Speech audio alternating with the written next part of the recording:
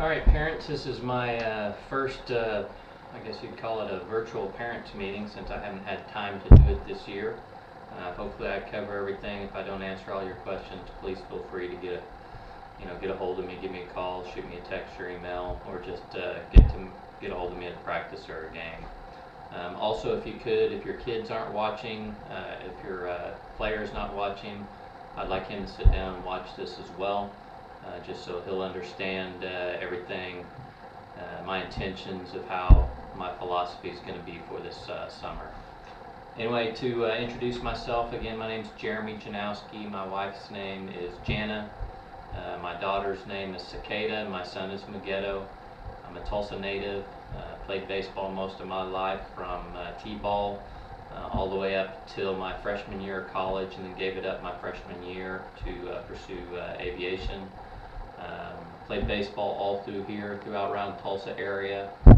Grew up playing at O'Brien, Chandler, Sand Springs,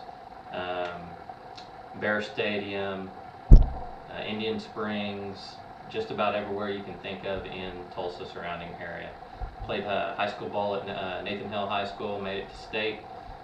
Didn't quite win state almost, but next year they ended up winning state. Also, if you haven't had a chance to visit my website, TulsaTornadoBaseball.com, that's tornado with no E, so TulsaTornadoBaseball.com.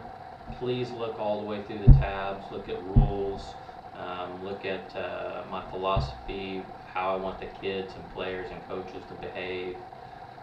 I'll post anything I said on the email, I'll post on the website, unless it's like personal information like birthdays and stuff like that, but I will post everything that I put on an email will be posted on the website as well.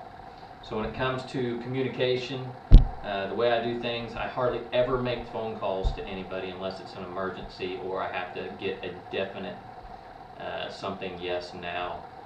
Usually people in this day and age will have text and can reply very quickly. So I'll always shoot a text. If my text does not have information on it saying specifics or the information is long, it will go out saying please check your email or the website blog. And then of course we'll do emails, website, and then also since we're part of Jinx Youth Baseball, I expect you guys to constantly be looking at the schedules as well on the Jinx Youth Baseball webpage, because there's going to be time for you guys to see a schedule change faster than I will. A lot of parents think that the coaches get emails from the league whenever they make a change. That's not correct. The league expects us head coaches to go out and check that website on a continual basis. If they change the game, they won't tell us. They just update it. I mean, that's the responsibility of the coaches to see that. So I'm asking you guys to back me up, because there might be times where I'm out of town or don't see it or don't have internet access.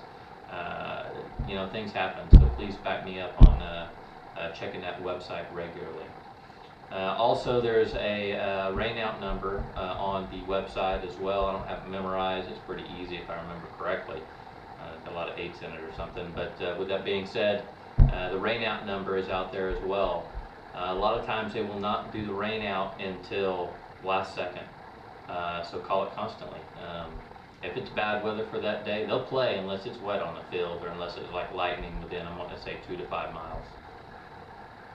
Also, let's talk a little bit about my thoughts on recreation versus competitive leagues. This is a rec league, or is what I call pay to play, meaning parents will pay the money to put their kids on a team, so they expect their kids to play. I definitely understand that. I'm not a big fan of pay to play, but for a lot of kids that have never played before, that makes perfect sense. Most of the players that I've talked to this year, I've recruited just about every single one of them. I think only one, this is their first year playing. So with that being said, we do have 12 players on the team.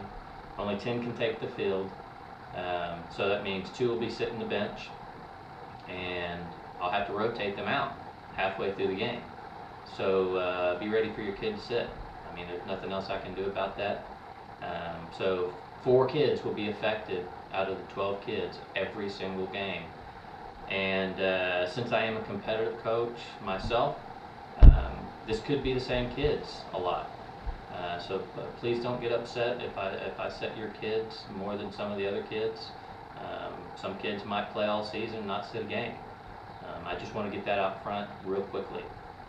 Because once your kids go into competitive, they will be sitting the game, all game. I remember when I was a kid, I never played rec league. There were times where I'd sit out a whole tournament. I don't think that was necessarily the right thing to do. I still believe that if kids do sit out a full game, that they should get rotated in throughout the schedule and throughout tournaments and stuff like that. But just to reiterate, players have to play half a game, so it's about 3 innings. With that being said, we don't always get that 100% correct because some games don't make it to 6 innings. So that's kind of hard for the coach to make sure and kind of gauge on switching your players. So if we start scoring a ton of runs, or if they start scoring a ton of runs, we might switch at inning 2 or inning 3 instead of inning 4 for your kids. So just be prepared.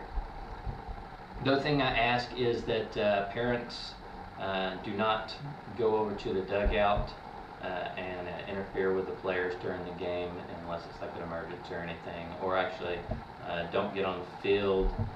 If you guys are bringing snacks, please don't bring the snacks inside the field. Wait outside the fence until the players have come out. That way we can have our after game team meeting. As far as positions, I know a lot of you guys played on some of the spring team that I was assistant coach on. That the positions that you were playing, they could change. So don't be upset that you might not be playing a particular position that you played in the spring.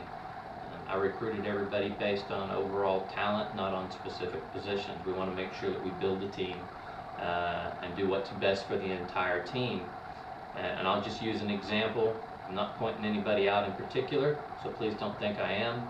But in this age bracket, a lot of the times first baseman can be the best player on the team. Well, I want to say we've got 5 or 6 first basemen from other teams. So we're going to move people around. And it's like that, I'm wanting to say, with our third base position. We have a lot of third basemen coming from different teams, and outfielders as well. So a whole bunch of different combinations of players, different talent. We want to do what's best for the team so we can win, obviously, and also have backup players for positions. For me, kids come first. Parents don't come first for me. And I know that might sound bad, but the reality is I want to make sure the kids have fun first, they're learning, and they're safe. I will not tolerate parents yelling and screaming at their own kids. I've had to separate parents from their own kids. I've seen parents curse out their own kids during games. I've seen them gone to the point. I've seen parents yell and scream at kids to the point where both sides of parents' teams just got completely quiet. I had to fire a coach before for a bad attitude. I don't tolerate it.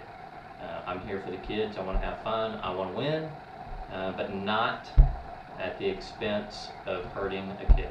And that's not for me. So I don't tolerate that one. Good sportsmanship. Let's see here. I'm looking at my notes, so I apologize. Fundraising. There are times that I do fundraising every single year. If you guys would like to help, I would greatly appreciate it. It is not required. You guys have already, quote unquote, paid to play, so you don't have to pay any more. But once you guys start going competitive and it's sponsored ball, there's a ton of fundraising, so it's a lot of work. So please thank Magetto for doing fundraising, because he raises money and sells like research coupon books, goes door to door for getting coaches' hats, jerseys, catchers' gears, paying for tournaments, just miscellaneous equipment, balls, bases. That stuff wears out and has to be bought all the time. I don't pay for it out of my own pocket. I'm not a rich guy, but I don't mind working hard, and Megiddo doesn't mind working hard. But if you guys feel like you want to help out and do some fundraising, let me know. I can find something for you to do to help raise money. Eventually, I'd like to be able to get a pitching machine so I don't have to sit and throw to the kids, and they can get nice consistent strikes during practice. Snack schedules, that should have went out. As far as snack schedules, I asked that you bring one snack, one drink. Bring it to the games. Please don't miss, because once the kids start getting them, if you guys miss a game, they're like, "What happened to my snack?" It's not I try to tell kids it's not a requirement, but they look forward to that snack and that drink after the game. Feel like they earned it. As I mentioned again, please don't bring the snacks or drinks on the field. Practices. So my philosophy on practices, I really expect everybody to show up for practice. I really don't like it when kids don't show up for practice. With that being said, I understand that there are single parents out there. I understand that people have evening jobs. I understand all this. But when you guys communicate with me, and I know every single practice, hey, I'm not going to be there, I've got work because of this. Hey, that's fine. Try to find a way to get your kids there, whether it be a spouse, parent, friend, one of the other teammates. Try to find a way to get your kid to practice. I just ask for communication and make sure it's clear. If I get good communication, everything's going to be fine. If I don't get good communication, I'm going to punish the kid because of it.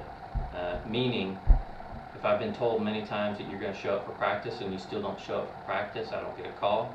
Be ready for your kid to sit the bench. This is a team, so think of it like a business per se. If you go to work and you don't show up for work and your boss is wondering where you're at, you're letting the team down. But what do? You call in, you let them know, hey, I'm sick. I expect the same thing. That's all I'm asking. So if I'm not communicating well with you guys, please let me know. But I want you guys to communicate well with me, because as a coach, I'm constantly thinking, hey, who's going to show up for this game? Who's not going to show up for this game? If people don't show up, I've got to completely rewrite the order, reposition fielders that might be playing one position and they've never played that position before. It's just not fair. So please take that in mind. And then the last thing overall for me is just overall communication. I want to make sure I'm clear with what I'm doing and communicating with you, and you guys communicating with me.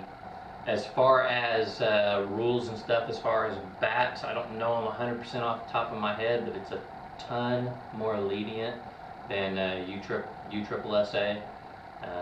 Yeah, I mean, I'm pretty sure you can use wooden bats up to 2 3/4 widths,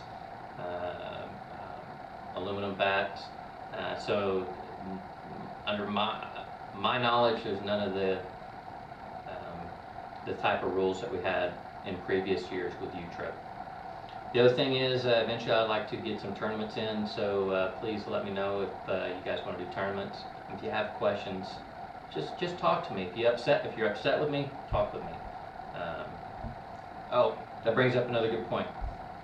Let's say something happens during the game that you didn't like, or you were unclear of. You're upset with me, or why did you do this, coach, or why did the other coach do this, that, and the other. Please don't address me before or during a game.